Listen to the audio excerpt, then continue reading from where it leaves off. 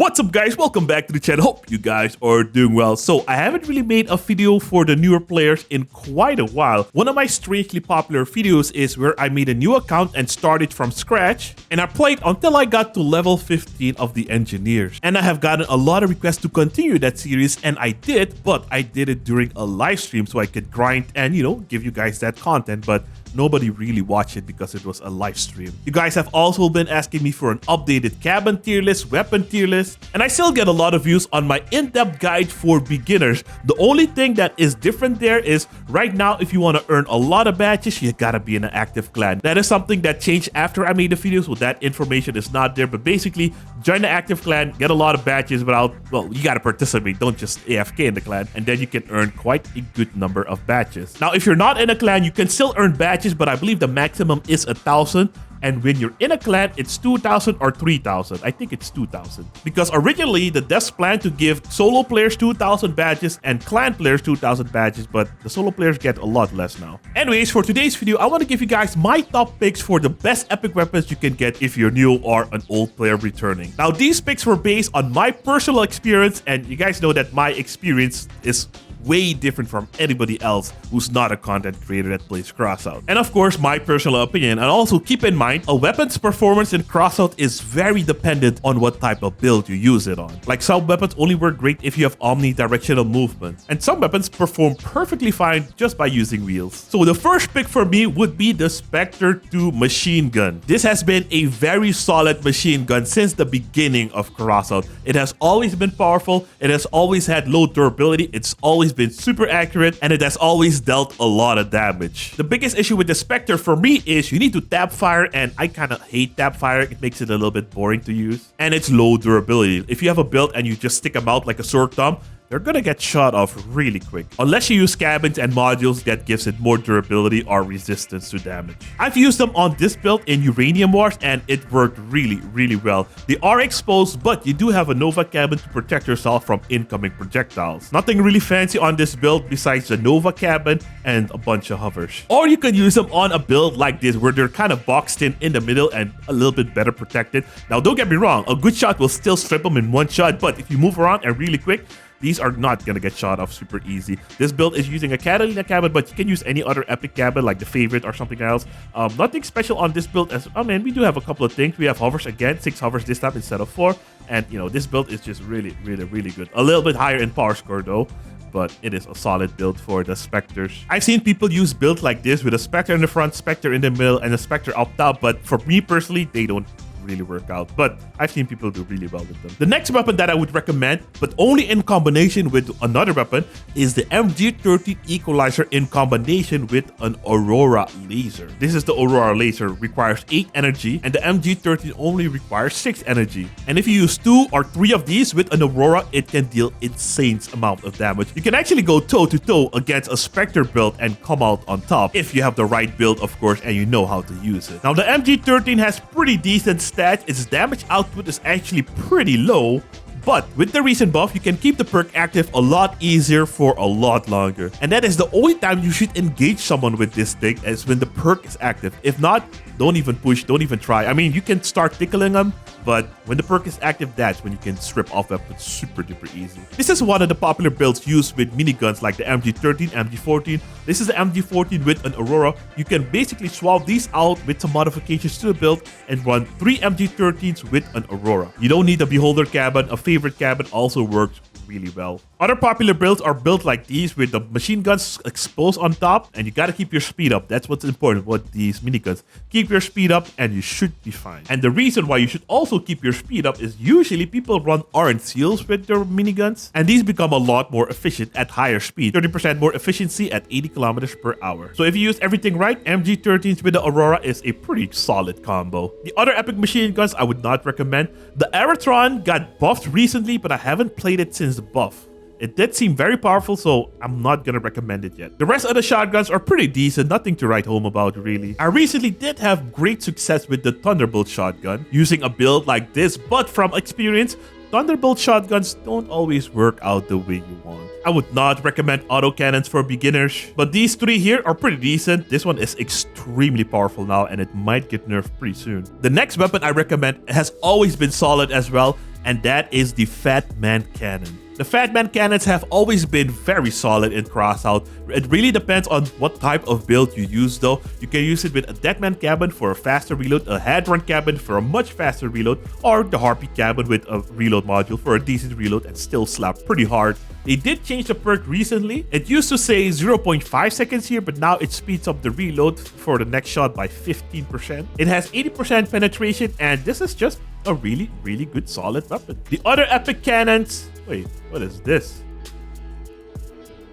Raijin? The hell? We have a new cannon in game? Oh, hold on. I gotta check this out. Hold on, fellas. I didn't even know this thing was... Oh, I didn't even know this was a thing. Holy crap, dude. The hell? Hold on, let's check it out while we're here. Direct hit on an enemy increases the damage and damage protection of the weapon by 7%. The effect stacks up to 3 times, so 21% in total, but fully disappears after a miss. 2200 energy. So it's one of those big cannon thingies. Looks like it's an electrical, some kind of force pulse cannon thingy. Looks like it's also fully rotatable, 360 rotation. It has the things of the Scorpion, so it's probably gonna be, what is it? A turret cannon, a cannon. Shoots projectile that fly on a ballistic trajectory and explodes upon hit. Charging the shot increases the damage impulse. Ooh, nice. It's a charge cannon, I like that. And also reduces the spread. Ooh, so you're probably gonna have to charge it like an assembler or an Acerus.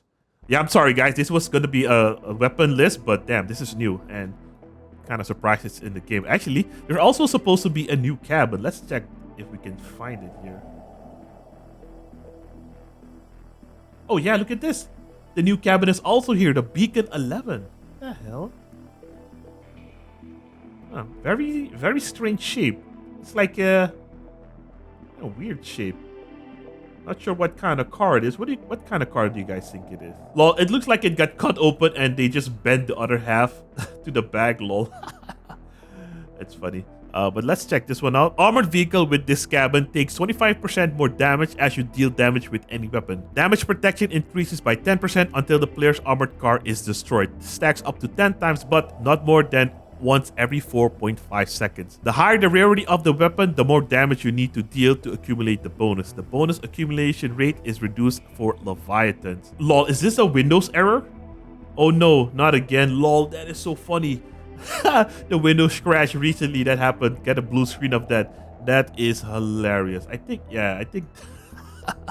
So anyway, this is a reverse Catalina cabin. Very interesting. 23 energy. All right, not bad. Okay. This could be interesting. Anyways, let's go back to the weapon. So yeah, the Nagual cannon is pretty decent, but not the best in the world, especially for a pack item that with that price. The Elephant is pretty decent. It's similar to the Fatman, but slightly better. But because of the price, and it's only a pack item, I could not recommend this really. Now, I know it might sound strange. They have very similar stats, but trust me, when I play the Elephant, it feels 10 times stronger than when I play the Fatman. I don't know what it is. It just feels like that. And the 88mm Executioner is pretty good. It got a lot of buff recently, but with the current meta, this one's kind of rough to play. For missiles, the Cricket, I still recommend the Cricket. Oh, look at that. It's also super cheap. Probably one of the cheapest epic. The Cricket is really good. With the Crickets, the durability, it's not that high and it has a limited turning angle. Reload is pretty decent, but the damage is extremely high and the range is also very high. If you're not using these with a Step Spider cabin, the accuracy is also pretty nasty and the spread, it's kind of all over the place. But if you use it with a Step Spider cabin,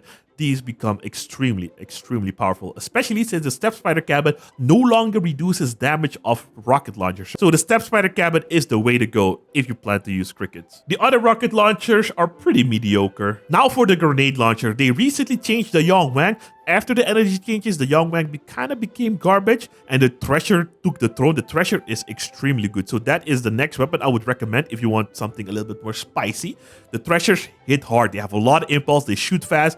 It's a really solid weapon. Durability is kind of on the low side, so if you have a Averter, a Memori, or the Fitwheel engine, that really helps out with the Threshers. And you can also pretty much use a Thresher with any cabin you want. It is just a really solid weapon now. The GLs only work for me now if I use 3 of them.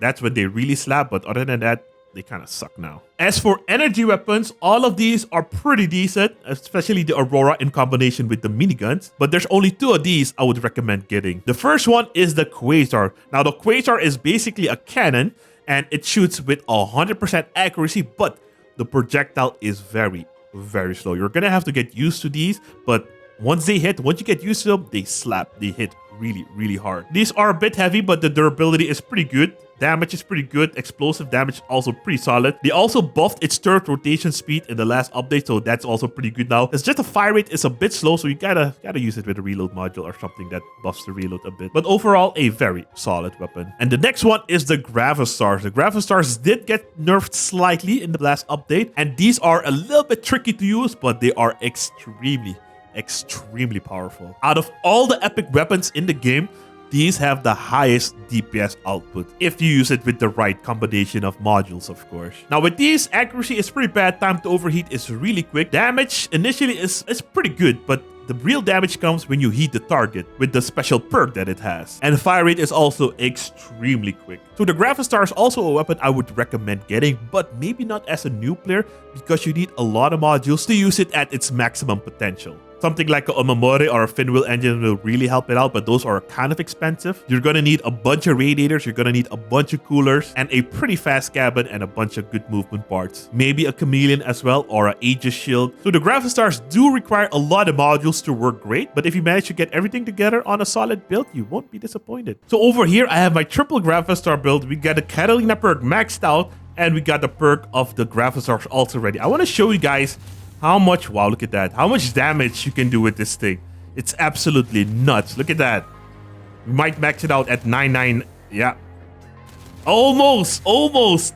Because of the recent changes to the radiators, we can no longer get it, because right now the radiators are less efficient with the Gravar. I would have to swap this one out for a cooler, and then I would probably hit that 9999. So yeah, Gravar extremely powerful. Just need a lot of modules to make it work great. The crossbows are pretty garbage. They buffed the spike recently, but if you saw my last video, you need to upgrade them for more impulse to like really have fun with them. Other than that, they still kind of suck. For melee parts, if you use these in combination with each other, they are very powerful. They're just not my playstyle, but they are very, very powerful. And they're also, yeah, pretty cheap. Yeah. So you can maybe run one of the lacerators and two of these maulers and have a pretty good time. Next up, we have the flame weapons and cryogenic weapons. All these three over here are extremely powerful and I would recommend getting. The Incinerator and the Yotun also require a specific build. Otherwise, you're gonna struggle with them and you're gonna hate them. With the remedies, you just need a fire dog, a fast build, or a fire brick, and you know, you'll have a good time. Nothing really special needed for this build, just one radiator, for example,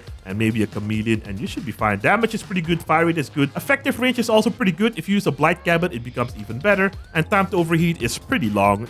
Yeah, just you can't go wrong with remedies. 2 remedies is a little bit weak, 3 remedies is super strong, and yeah, not much else to say, but they're just really, really strong. Oh yeah, they have a limited firing angle. I guess that's the only con with this thing. And for the Incinerator and the Yotun, both are basically the same. The one shoots ice, the one shoots fire, and they both are extremely powerful, especially if you land a direct hit or if the enemy sits in the puddle for a long period of time. Before the Incin nerf, you would be able to get 10,000 damage with a single volley. Sadly, that's not really possible anymore, and the Yotun is just a really, really strong support weapon now. So these 2 weapons are very strong, just a bit difficult to use. If you want something easy to use, just go with the remedy. As for the other epic weapons, the mine layers are not that great, the epic drones are not that great except for the fuse drone. The Corvo is really strong in specific game modes. The argument is also pretty good, but not for a new player. The Astros got nerfed to the ground, adapters are pretty decent, Skinner, meh.